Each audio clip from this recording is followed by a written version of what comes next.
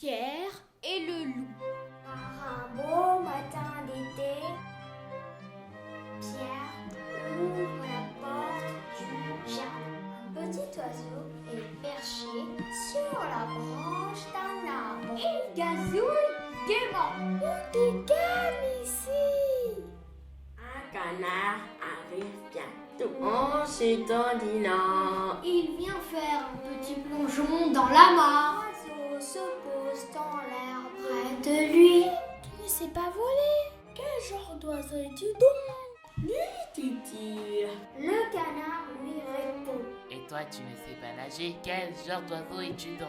et plonge dans l'eau. Tous deux discutent longtemps. Le canard nageant dans la mare. Et le petit oiseau volant à ses côtés. Soudain, Pierre aperçoit un chat qui s'approche dans l'air lentement. Le chat se dit. L'oiseau est occupé à discuter.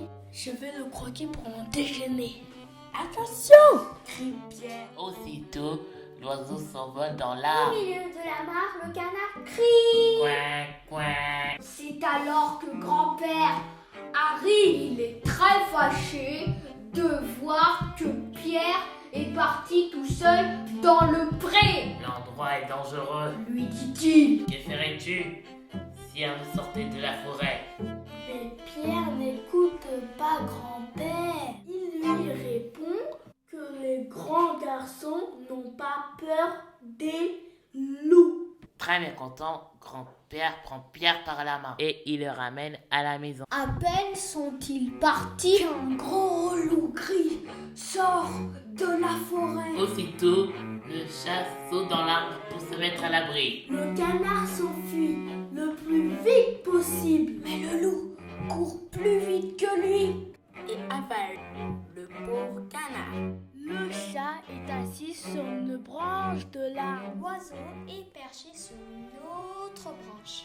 Loin du chat, bien sûr. Et le loup tourne autour de l'arbre en les regardant avec des yeux gourmands. Pierre prend une corde. Il attrape alors une longue branche et grimpe dans l'arbre.